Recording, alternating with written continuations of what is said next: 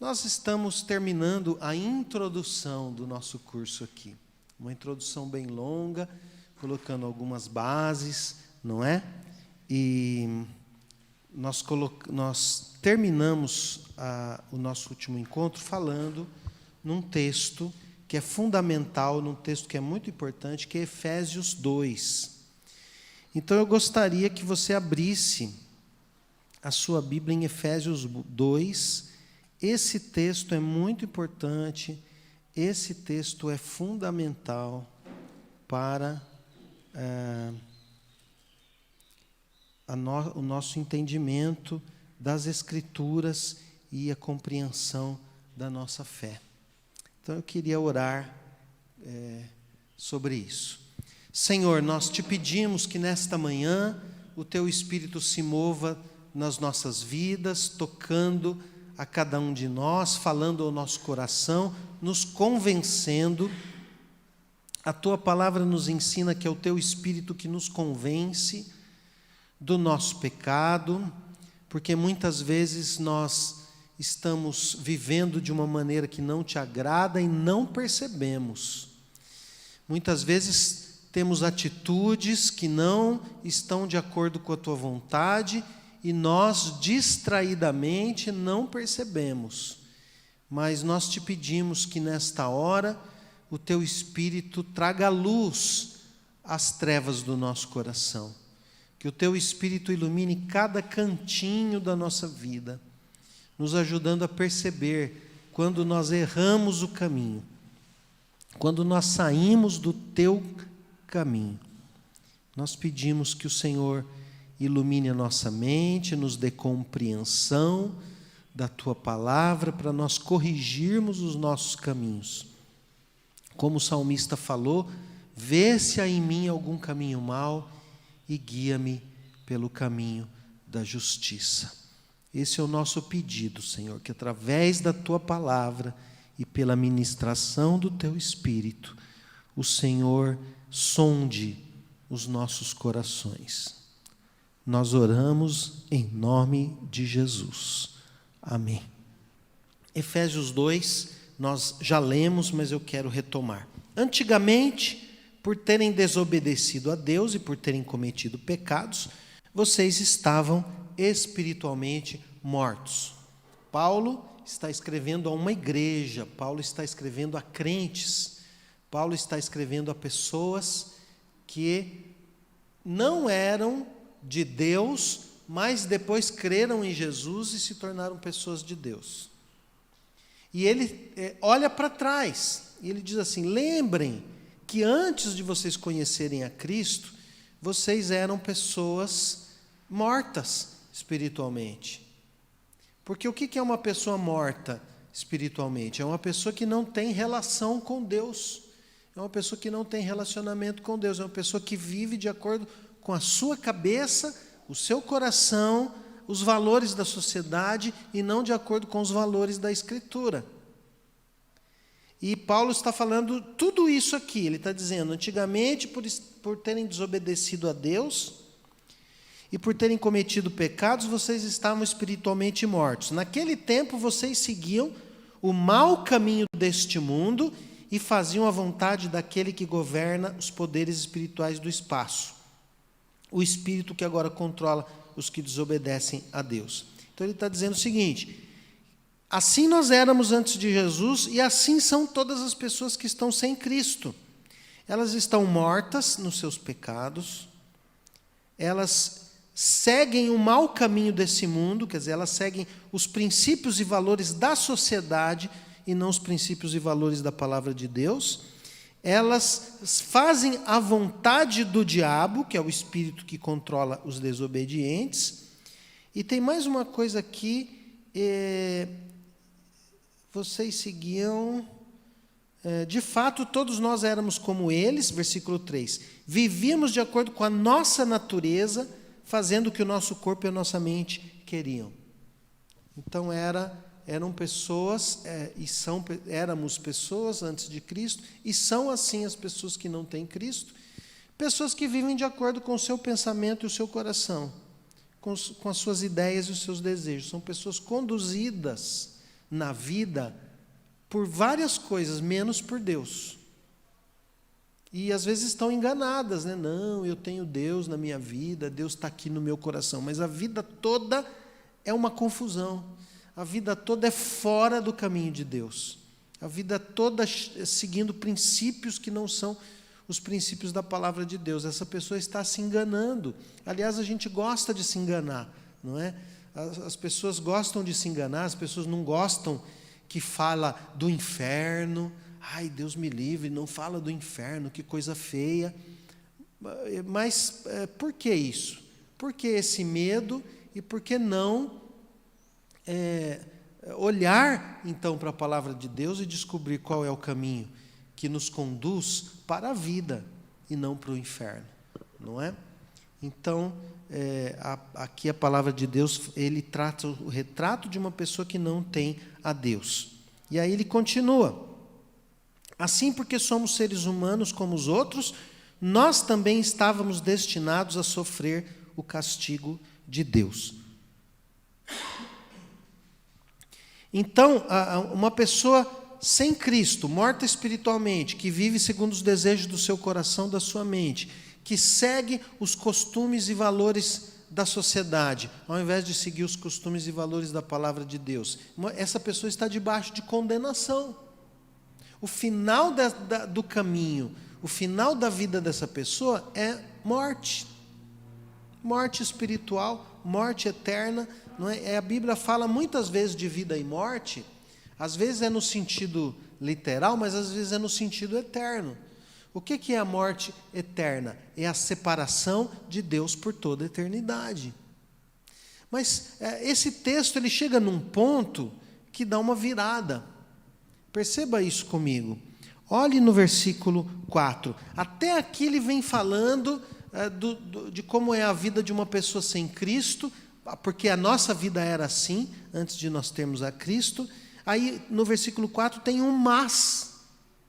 O mas é uma mudança. O mas é uma mudança, indica uma mudança de rumo. Algo mudou. Nós éramos assim, nós estávamos assim, mas a misericórdia de Deus é muito grande e o seu amor por nós é tanto que quando estávamos espiritualmente mortos, por causa da nossa desobediência, Ele nos trouxe para a vida que temos em união com Cristo. Pela graça de Deus, vocês são salvos. Percebe qual é a mudança? A mudança é a misericórdia de Deus. É a graça que se manifesta em misericórdia. Porque o que é a misericórdia de Deus? Misericórdia de Deus é assim: Deus não me dá o que eu mereço. Tem gente que fica falando assim: ai, Deus, me dá o que eu mereço. É perigoso isso daí, porque o que a gente merece é o inferno. Porque somos pecadores. Nós não merecemos nada. Tudo que a gente tem de bom é graça. Aliás, até o não cristão, até aquele que rejeita Deus, ele é abençoado. Isso não é incrível? Porque senão seria assim: na casa do cristão, um sol brilhando maravilhoso, e na casa do não crente é uma nuvem escura em cima, assim, igual a casa da família Adams. Não é assim. Deus manda o mesmo sol sobre justos e injustos. Ou então, a horta do cristão verdinha, bonita, tal, e a horta do não cristão tudo seco, esturricado, sem vida, plantas mortas. Não é assim. Deus manda o sol e a chuva indistintamente sobre todos. Isso se chama graça comum.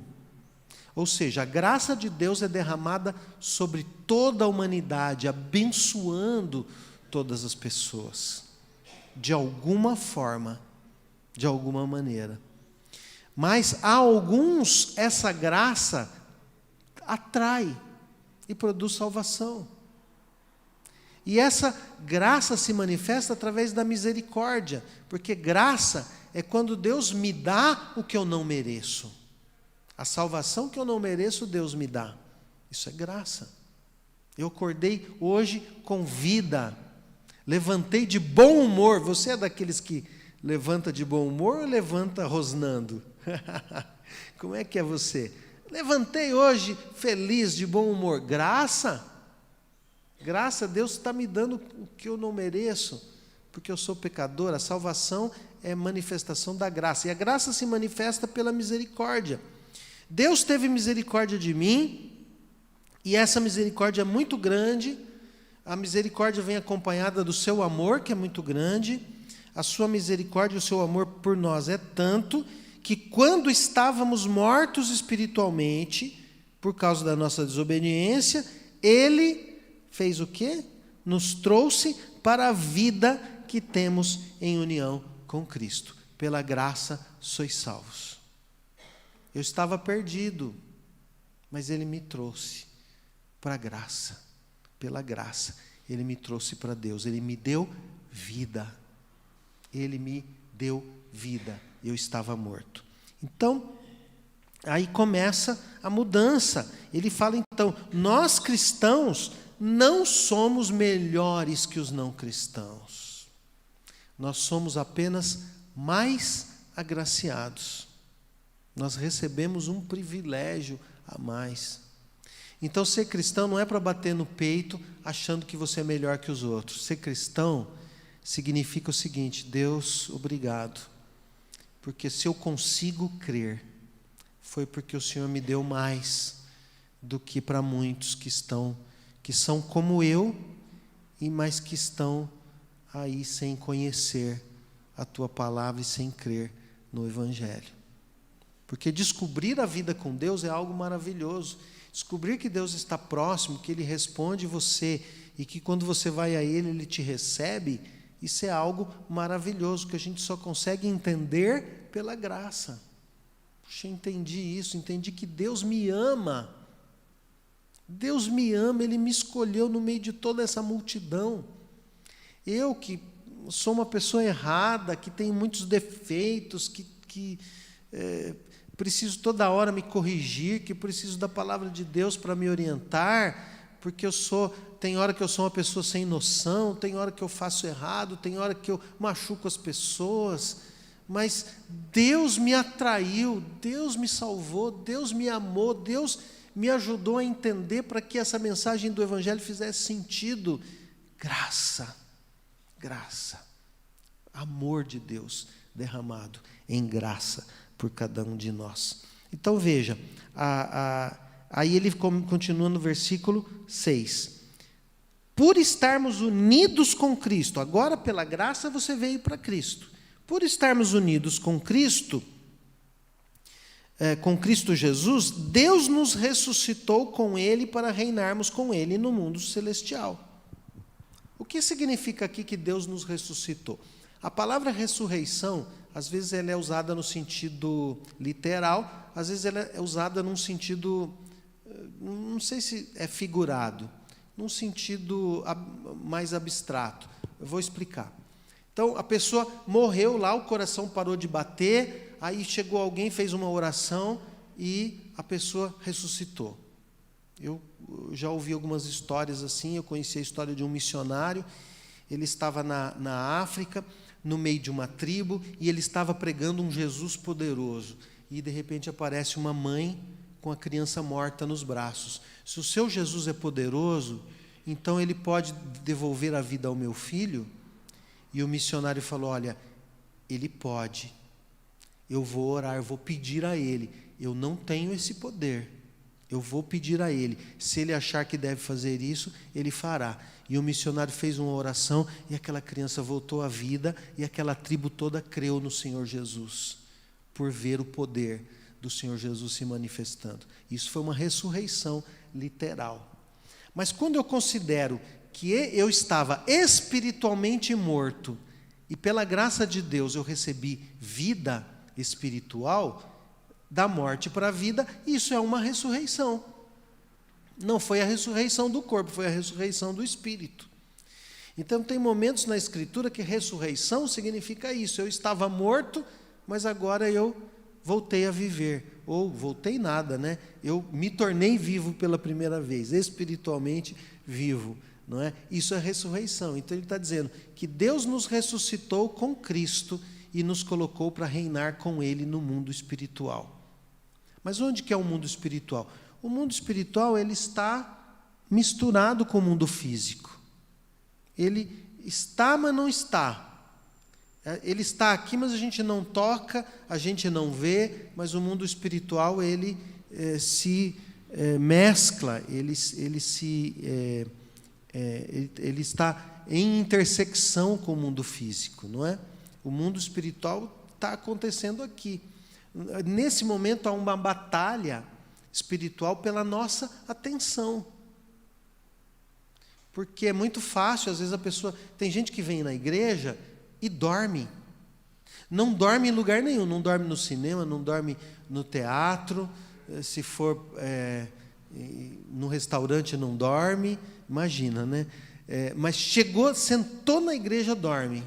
Isso é uma batalha espiritual, não é? Isso é se você sente sono só quando você está na igreja, das duas coisas, ou o pastor é muito cansativo e dá sono, espero que não seja o meu caso, ou então há aí uma batalha, ou talvez você não dormiu bem à noite, né? E aí eu vou até compreender, mas pode ser que seja uma batalha espiritual, porque só dorme na igreja, em outro lugar não. Eu conheci uma pessoa assim, ela não dormia em nenhum lugar, ela ia assistir uma palestra, ela ia no cinema, o cinema que é tudo escuro, imagina, quem está com sono, não dormia. Mas chegava na igreja, ela encostava assim, punha uma cadeira no canto da parede, encostava assim e já era. Era problema espiritual. Então, há uma batalha no mundo espiritual que a gente não vê pela nossa atenção. E principalmente quando se trata de nós compreendermos a palavra de Deus. Então, ele diz aqui que Deus nos ressuscitou com Cristo e com Ele, para reinarmos com Ele no mundo celestial. Versículo 7. Deus fez isso para mostrar em todos os tempos do futuro a imensa grandeza da sua graça, que é nossa por meio do amor que Ele nos mostrou por meio de Cristo. Então veja, a grandeza da graça de Deus. Você já vislumbrou isso? Você já parou para pensar nisso? Já parou para pensar na grandeza da graça de Deus? Como essa graça é grandiosa e poderosa, que me arrancou de uma vida inútil e me colocou num caminho que agrada ao Senhor. E nesse caminho, pela graça a gente vai tentando melhorar. Pela graça a gente vai tentando fazer tudo certo. Tem hora que a gente não consegue, a gente se arrepende, a gente pede perdão a Deus, mas a gente continua nesse caminho. E aí ele continua, versículo 8, preste atenção. Pois, pela graça de Deus, vocês são salvos. Pela graça de Deus, vocês são salvos. Eu não sou salvo porque eu sou inteligente, porque eu pensei bem, eu pesei os prós e os contras, e eu, entre ter a salvação e ir para o inferno, eu fui esperto e eu escolhi Jesus para não ir para o inferno. Não é isso. Eu sou salvo pela graça. A graça de Deus me iluminou. A graça de Deus é que me deu entendimento.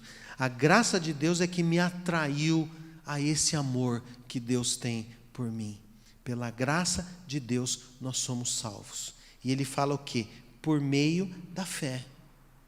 Nós somos salvos pela graça por meio da fé. Preste atenção nisso. A graça é que salva, mas ela tem um instrumento, que é a fé. Vamos tentar entender isso. Nós temos aqui uma lâmpada acesa, iluminando, nos dando luz.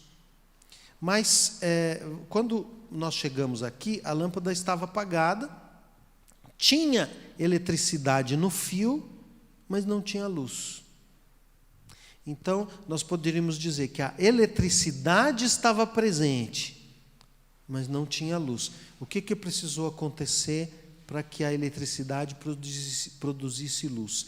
Eu tive que apertar o interruptor. Quando eu aperto o interruptor, a eletricidade que está ali me traz luz. Então nós poderíamos fazer um paralelo. A graça de Deus está presente aqui.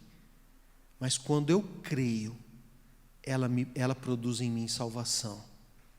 A graça está presente, mas você talvez passou pela vida e não se ligou nisso.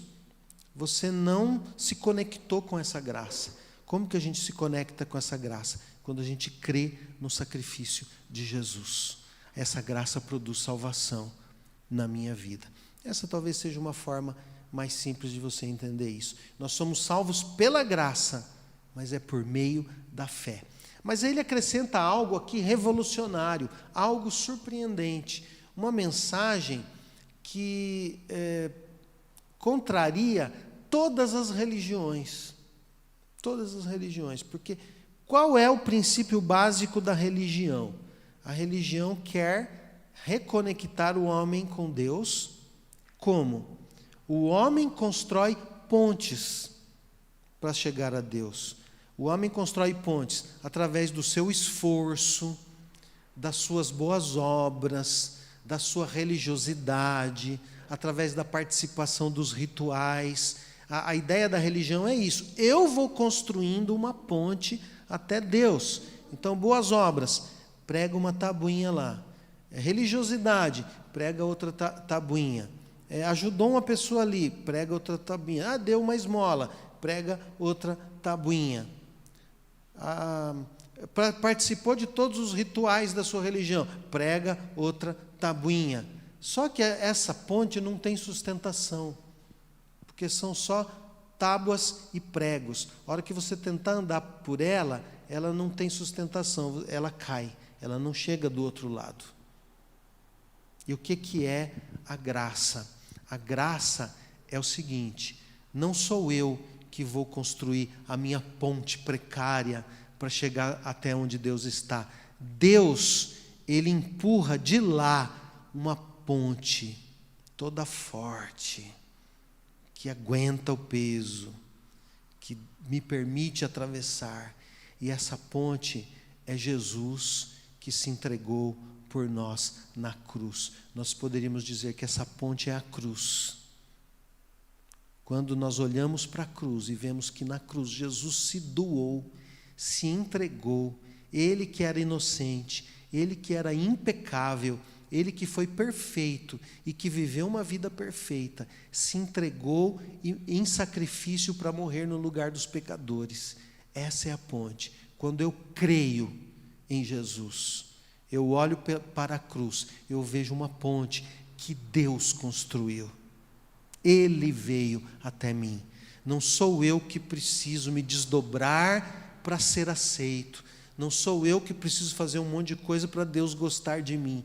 Ele me amou e tomou a iniciativa de enviar Jesus e tomou a iniciativa de estender essa ponte na minha direção. E aí Ele, pela sua graça, ilumina a minha mente e o meu coração e me dá condições de crer. Ele coloca fé, até a fé que eu preciso para ser salvo é dom de Deus. Ele faz tudo. Ele faz tudo, Ele me dá todas as condições, Ele me dá a compreensão, o entendimento e forças para decidir. Isso é a graça, porque pela graça de Deus é que vocês são salvos, isso não vem de obras. É pela graça de Deus que vocês são salvos por meio da fé. E ele continua, isso não vem de obras, isso não vem de vocês, mas é um presente dado por Deus. Percebeu? A ponte não sou eu que construo, é Deus que me dá. A salvação não é o resultado dos esforços de vocês. Portanto, ninguém pode se orgulhar de tê-la. É o cara que fala, não, eu sou inteligente, eu que sei das coisas, eu é que tomei a decisão certa. Não, foi Deus que te deu as condições para fazer isso. Ou a pessoa diz assim, não, eu sou mais inteligente que você, ou eu me esforcei mais, eu que fiz mais boas obras que todo mundo. E aqui está dizendo que a salvação não é pelos meus esforços. Numa outra tradução diz, não é por obras, para que ninguém se glorie, para que ninguém se orgulhe, porque quem faz mais boas obras pode se orgulhar de ter mais boas obras que o outro. Ele fala: eu sou mais salvo que você. Mas a graça iguala tudo. A graça nos coloca todos no mesmo patamar. Todos nós somos pecadores. A graça nos torna humildes. Preste atenção: o cristão não é melhor que o não cristão. O cristão é apenas alguém que recebeu mais graça. Graça suficiente para entender aquilo que Jesus fez. Então, pela graça de Deus, vocês são salvos por meio da fé. Isso não vem de vocês, mas é um presente dado por Deus. A salvação não é o resultado dos esforços de vocês, portanto, ninguém pode se orgulhar de tê-la. Agora preste atenção no versículo 10. Pois foi Deus quem nos fez o que somos agora. Gente, presta atenção nessa frase. Foi Deus que nos fez o que somos agora. Ele não está falando simplesmente que Deus nos criou. Isso é uma verdade. Nós somos o que nós somos por uma obra sobrenatural da criação de Deus. Deus nos criou. Deus nos fez como somos. Mas ele está dizendo o seguinte: foi Deus que nos fez o que somos agora. Ele está falando daquela pessoa que recebeu graça, que creu em Jesus e que passou da morte para a vida. Ela se tornou o quê? O que ela se tornou? Ele está dizendo o seguinte: nós éramos pessoas com essa vida toda fora dos planos de Deus. Estávamos condenados, era o diabo que controlava a nossa vida, nós éramos controlados pelo nosso pensamento e os nossos desejos, vivíamos segundo o curso desse mundo, eram os valores da sociedade que nos conduziam, não era a vontade de Deus. Mas agora, pela graça, nós fomos salvos. E quando nós somos salvos pela graça, a gente se torna diferente. E ele diz: foi Deus que nos fez o que somos agora. Agora, alcançados pela graça, isso que nós somos agora, embora imperfeitos, mas já entendendo melhor algumas coisas, já entendendo melhor como é que as coisas são, foi Deus que nos fez o que somos agora. E olha, que genial isso daqui. Pois foi Deus quem nos fez o que somos agora, em nossa união com Cristo. Por quê? Porque a salvação é só em união com Cristo, porque Cristo é o Salvador. Nós não conseguimos nos salvar, nós precisamos de um Salvador, de alguém que nos salve. E esse é Jesus. E Jesus, então, agora nós estamos unidos em Jesus, porque nós cremos nele, nós estamos unidos com Jesus. Pois foi Deus quem nos fez o que somos agora. Em nossa união com Cristo Jesus, Ele nos criou para que fizéssemos as boas obras que Ele já havia preparado para nós. Tem uma palavra interessante aqui no texto original, que é a palavra poema. Foi Deus que nos fez o que somos agora. Ele está querendo dizer que nós somos um poema de Deus. Nós somos uma nova criação de Deus. E Ele nos criou para essa nova vida, nos criou para boas obras. Percebe que se a salvação fosse um trenzinho, o que tem no trem? A locomotiva e os vagões. A locomotiva é a fé. E os vagões são as boas obras. Se você tiver um trem sem locomotiva, ele não anda.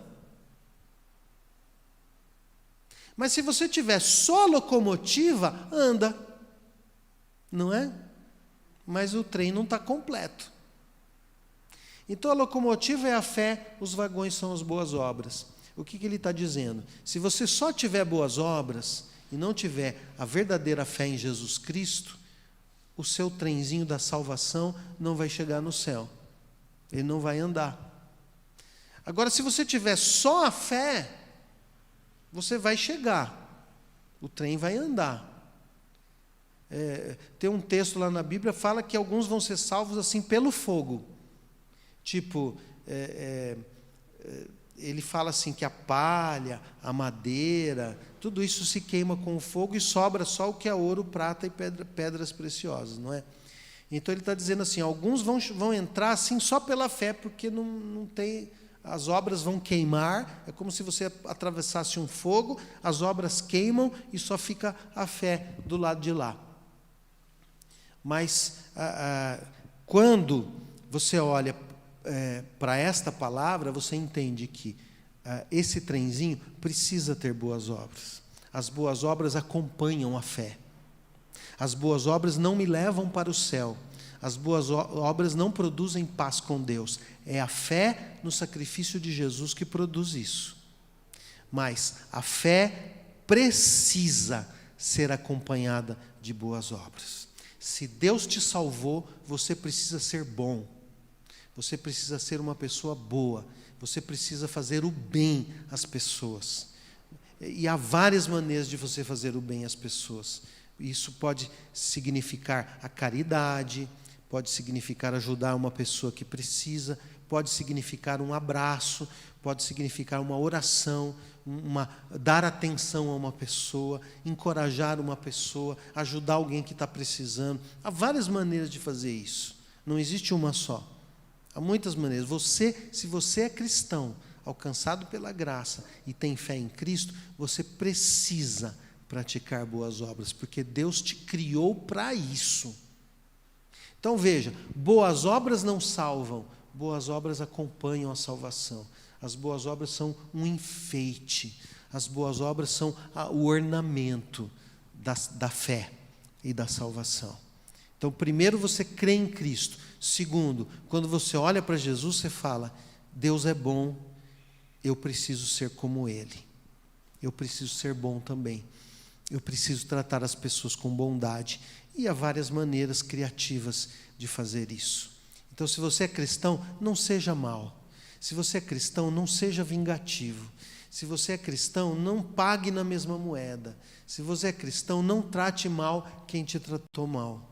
Trate bem quem te tratou mal. Ore por aquele que te persegue. Faça o bem para aquele que te prejudicou. Essa é a essência do cristianismo. Pagar o mal com o bem. Aquele que te fez o mal, você paga como? Fazendo o bem para ela. E isso vai fazer com que ela fique incomodada e pare para pensar, por que eu estou prejudicando essa pessoa e ela só me ajuda? O que está acontecendo? Será que essa pessoa é tonta ou será que tem algo mais que motiva essa pessoa a fazer isso? E ela vai, se ela for investigar, ela vai descobrir. Eu faço isso porque Cristo entrou na minha vida. Ele me deu graça.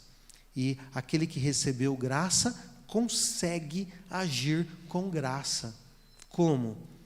Fazendo o bem para quem não merece. Puxa, essa pessoa só pisou na bola comigo. Só me fez o mal. Ela merece alguma coisa boa? Não. Mas é isso que eu vou fazer. Porque eu vou mostrar para ela o poder do amor de Deus. Eu vou mostrar para ela que eu não pago o mal com o bem.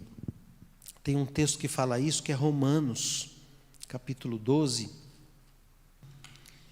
Romanos, capítulo 12, versículo 17. O que diz aí? Não paguem a ninguém o mal com o mal. A carta aos Romanos, ela é considerada o evangelho de Paulo.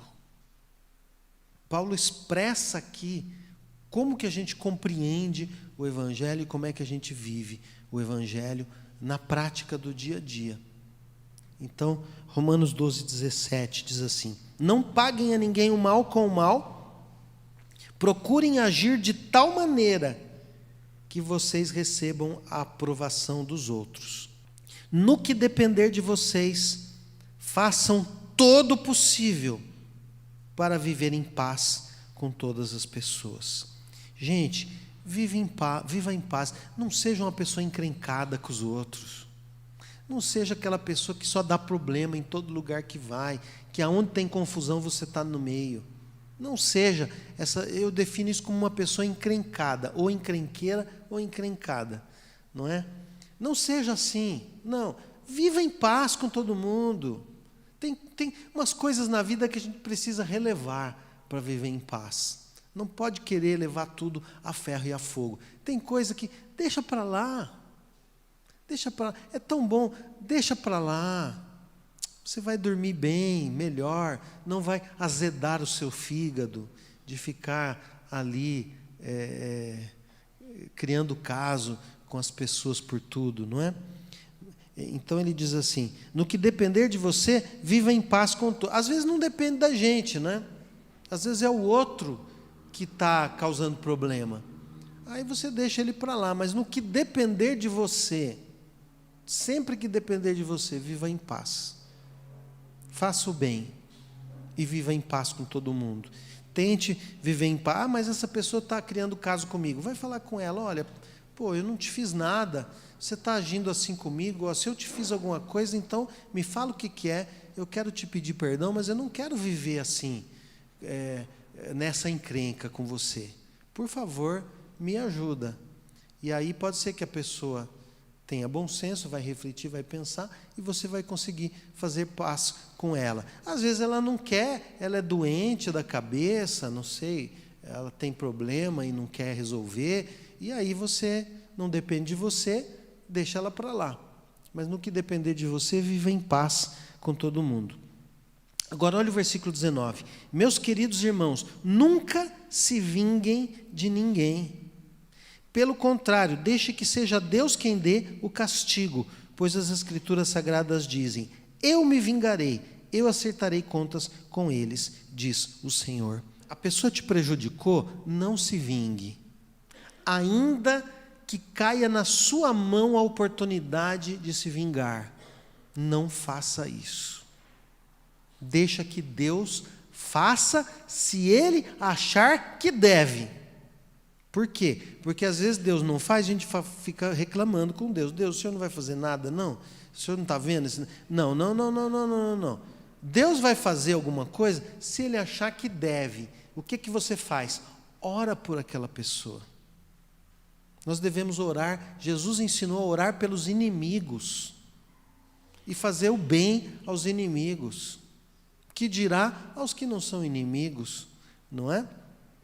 Então, a pessoa te prejudicou, Deus, está nas tuas mãos, o Senhor que sabe, eu quero pedir que o Senhor converta o coração dessa pessoa, transforma essa pessoa numa pessoa boa, tira a maldade do coração dela, que ela possa ser uma pessoa melhor. Por favor, Deus, transforma essa pessoa, leva o Evangelho para ela, coloca uma pessoa para levar o Evangelho para essa pessoa. Ela não quer me ouvir, mas outra pessoa ela vai ouvir. Se o Senhor achar que o Senhor deve fazer alguma coisa com essa pessoa, o Senhor que sabe, mas o meu pedido é que o Senhor faça o bem para ela, que o Senhor mude o coração dessa pessoa. Essa é a atitude cristã. E aí ele continua, versículo 20: mas façam como as Escrituras dizem. Se o seu inimigo estiver com fome, dê comida a ele. Se estiver com sede, dê água, porque assim você o fará queimar de remorso e vergonha. O texto original diz assim: você vai acumular brasas vivas na cabeça dele. Imagina botar uma brasa aqui. O negro sai pulando, né? A pessoa sai pulando, né? Não é verdade? Incomoda, é uma coisa que vai incomodar, não é? Então a ideia é essa. Quando você faz o bem para quem te fez o mal, essa pessoa vai ficar incomodada. Sabe por quê? Porque o amor é muito mais poderoso do que o ódio. O bem é muito mais poderoso do que o mal. Se você quer realmente dirigir um canhão na direção de uma pessoa, demonstre amor por ela. Demonstre amor por ela. Então, agora tem gente que fala assim: agora que ela está precisando, vai vir comer aqui na minha mão, vai vir de joelho, e eu vou aproveitar, e vou falar umas verdades. Não é isso que a Bíblia ensina. A pessoa te pisou, te prejudicou, ela está necessitada, ela vem lá pedir a sua ajuda, ajude. E ajude sem depois falar, está vendo, você me fez aquilo, e eu estou te falando. Não, não é para falar nada. É só para abençoar e amar. Ah, pastor, mas ela não merece. Eu também não merecia e Deus me amou. Graça, graça. Deixe que o amor cumpra o seu papel. Abençoe quem te prejudicou. Ajude quem puxou seu tapete. Faça o bem para quem te prejudicou. Esse é o mandamento das Escrituras. E aqui ele termina dizendo uma máxima: não deixem que o mal vença vocês, mas vençam o mal com o bem. A pessoa te fez o mal, você pagou ela com o mal, você foi derrotado. O mal te venceu, o mal te conquistou, o mal tornou você um agente dele. Você perdeu, você foi conquistado. A pessoa te fez o mal, você pagou com o bem, você venceu. Porque o bem teve vitória na sua vida. Você pagou o mal com o bem. É isso que a palavra de Deus nos ensina. E para finalizar essa parte, eu queria abrir com você em Tito 3. Tito 3 é um dos textos mais importantes do Novo Testamento para falar de novo nascimento. Por que eu estou falando tudo isso? Eu estou dizendo o seguinte: a fundamentação, na semana passada nós falamos de Romanos 10, de João 3, começamos Efésios 2, hoje eu retomei Efésios 2. Isso é para dizer o seguinte, que religiosidade não é suficiente para a salvação. A salvação significa a vida de Deus em mim. A religiosidade, cumprir rituais, cumprir uma rotina de costumes religiosos, não é suficiente. Você precisa encontrar a vida, o relacionamento com Deus. Vida com Deus. Tá certo? Então, Tito 3 vai falar de como Deus faz isso. Tito 3, eu quero ler de 4 a 7. Esse texto ele tem alguns aspectos muito parecidos com aquilo que a gente viu em Efésios. Mas ele coloca as coisas de uma outra maneira. Olha aqui, Tito 3. Deixa eu pegar o versículo 3 para a gente pegar aqui a ideia. Tito 3:3 diz o seguinte: pois antigamente nós mesmos não tínhamos juízo. É verdade. Nós mesmos não tínhamos juízo e éramos rebeldes e maus. Éramos escravos das paixões e dos prazeres de todo tipo e passávamos a nossa vida no meio da malícia e da inveja. Ele está descrevendo o quê? A vida de uma pessoa sem Deus. E aí ele continua. Os outros tinham ódio de nós e nós tínhamos ódio deles. A vida de uma pessoa sem Deus. Agora no versículo 4, qual a palavrinha que tem aí no começo? Porém. Porém. Quer dizer, é aquela palavrinha que muda tudo. É aquela palavrinha que muda a direção. Que faz uma volta de 180 graus. Não é? Porém, quando Deus, o nosso Salvador, mostrou a sua bondade e o seu amor por todos, Ele nos salvou. Veja, não fui eu que me esforcei e consegui ser salvo. Foi Deus que demonstrou bondade e amor por mim e me salvou. Então, porém, quando Deus, o nosso Salvador, mostrou a sua bondade e o seu amor por todos, Ele nos salvou, porque teve compaixão de nós e não porque tivéssemos feito alguma coisa boa. É a mesma mensagem lá de Efésios, não é? Então, Ele é que teve compaixão de mim, não é porque eu tivesse feito alguma coisa boa. Ele nos salvou por meio do Espírito Santo que nos lavou. Então veja, Cristo morreu por mim na cruz. Eu estava perdido nos meus pecados. Eu estava vivendo longe de Deus. Eu estava caminhando longe de Deus. A minha vida era uma vida totalmente fora do caminho de Deus. Jesus, lá na cruz, viu isso, porque para Deus não tem passado, nem presente, nem futuro. Lá da eternidade, Deus me viu, e Ele foi à cruz, e Ele morreu em meu lugar, e morreu pelos meus pecados. Ele se entregou, Ele morreu por mim. A condenação que eu merecia, Ele recebeu. Ele foi o meu substituto. Ele morreu em meu lugar, para que eu pudesse ficar livre e pudesse receber o perdão de Deus. Então, Cristo cumpriu. Tanto que lá na cruz, ele diz, está consumado. A obra foi completa. O que Jesus precisava fazer, ele fez. De maneira completa. Tudo está feito, não faltou nada. Então, Jesus morreu na cruz para me salvar. Essa é uma realidade verdadeira.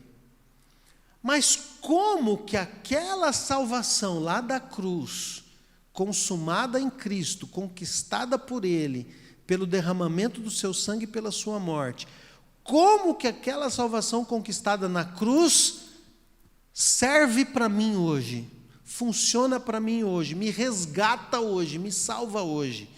Como que isso acontece? Por uma atuação do Espírito Santo. Jesus morreu por mim, mas quem aplica a salvação na minha vida pessoal é o Espírito Santo.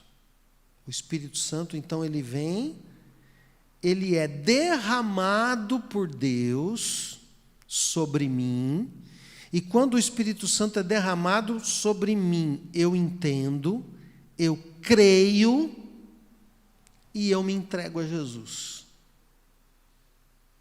Então, o Espírito Santo é derramado como se fosse, vamos imaginar aqui, você toma banho de chuveiro? Acho que a maioria toma banho de chuveiro, não é?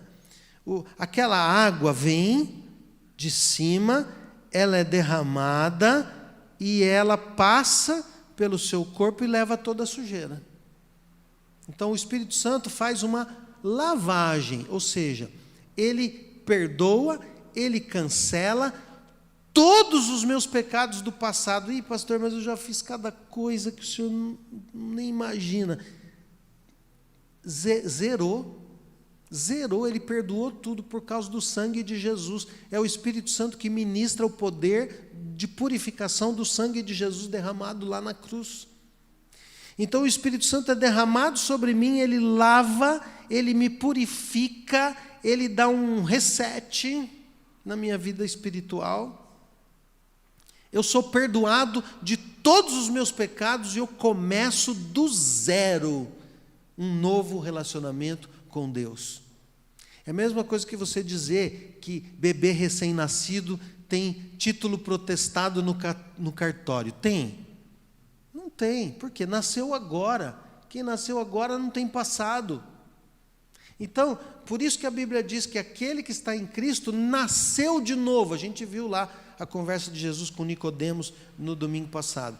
Nasceu de novo, é uma nova criatura, quer dizer, começou agora. Pastor, mas e o passado? O passado foi apagado pelo sangue de Jesus na cruz. Todo o perdão é oferecido para você, se você começar de novo agora, uma vida com Deus. Mas eu já fiz muita coisa errada. Jesus te perdoa, perdoe você também a você mesmo.